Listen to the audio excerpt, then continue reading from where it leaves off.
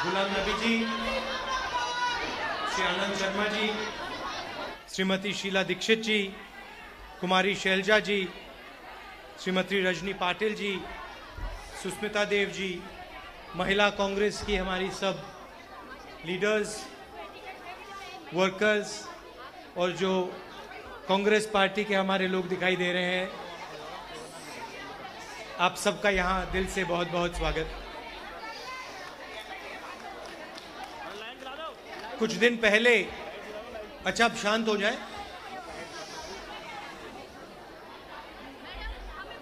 कुछ दिन पहले सुष्मिता मेरे पास आई और सुष्मिता ने मुझे कहा कि प्रेसिडेंट इलेक्ट होने के एकदम बाद मैं महिला कांग्रेस का एक फंक्शन एड्रेस करूं। गुजरात का चुनाव चल रहा है, मगर मैं यहां एक मैसेज देने आया हूं। ये मेरा पहला फंक्शन है एज प्रेसिडेंट और मैंने ये इसलिए एक्सेप्ट किया, कर्नाटक से पहले, केरला से पहले मैंने ये फंक्शन इसलिए एक्सेप्ट किया क्योंकि मैं हिंदुस्तान की महिलाओं को और कांग्रेस पार्टी की महिलाओं को बहुत क्लियर मैं एक मैसेज देना चाहता हूं कि कांग्रेस पार्टी में सबसे बड़ी चेंज महिलाओं के लिए होगी। हमें we have to work on transforming the Congress party, and a fundamental part of that transformation in my mind is going to be the role of women in the Congress party at every single level. I know RPN is looking at me, but there is a central difference between the people we fight, between the BJP and us. आप कभी गांधी जी की कोई भी photo देखिए, उसमें आपको गांधी जी के पास 3-4 महिलाएं जरूर दिखाई देंगी। और जैसे मैंने कहा, आरएसएस का जो संगठन है उसमें महिला घुस भी नहीं सकती है। वो उनकी आइडियोलॉजी है और हमें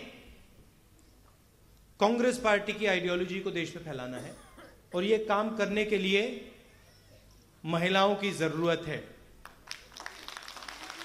और भी जोर से कह देता हूं, ये काम सिर्फ आप कर सकती हो। एक्चुअली 2-3 मैसेज मैं देना चाहता था। एक मैसेज जो गुजरात की कांग्रेस पार्टी ने पिछले 3-4 महीनों में दिया है, क्लियरली दिया है कि जहां भी कांग्रेस पार्टी लड़ेगी,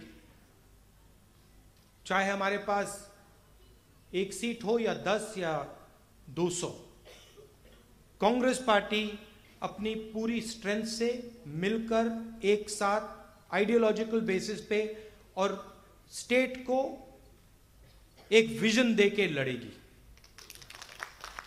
और ये मैं कांग्रेस पार्टी की गुजरात की यूनिट को बधाई देना चाहता हूं, और जो हमारे सेक्रेटरीज हैं और जनरल सेक्रेटरी यहां नहीं है, बट मैं बधाई देना चाहता हूं कि मुश्किल सर्कमस्टांसेस में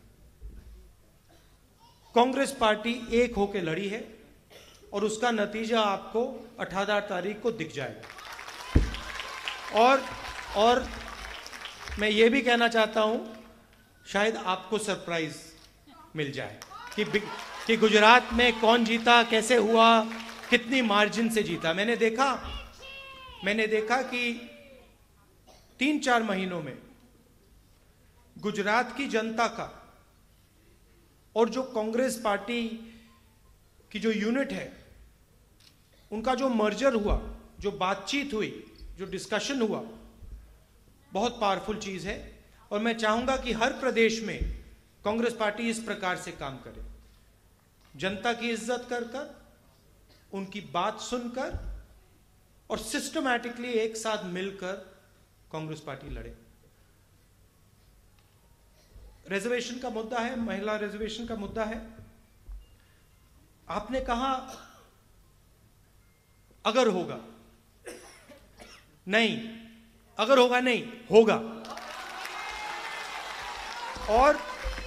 और जैसे हमने जीएसटी को गब्बर सिंह टैक्स को बदलने के लिए दबाव डाला,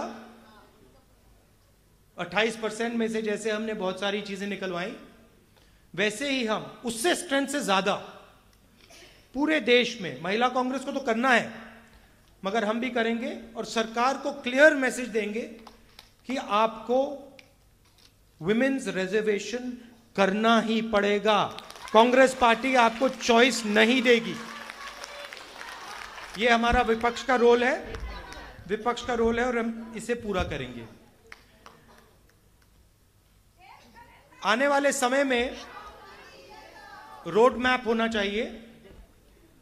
आपने ये अभी हमें पावर पॉइंट दिखाया।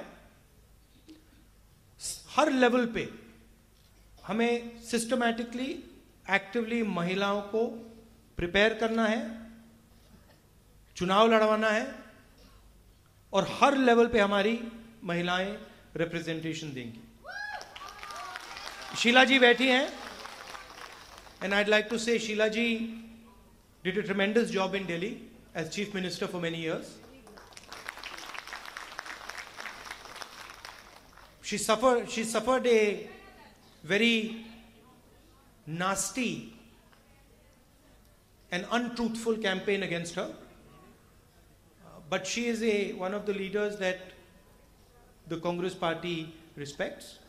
And of course, we have to mention Congress President Sonia Gandhi ji, who has pushed your agenda, sometimes silently, mostly openly, and she has helped push number of women forward.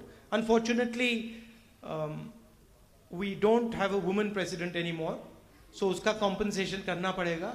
कम से कम मतलब states में आपको महिला chief minister दिखने पड़ेंगे, तो we will work on that together. Thank you very much for all your good wishes and your blessings. All the best. Namaskar.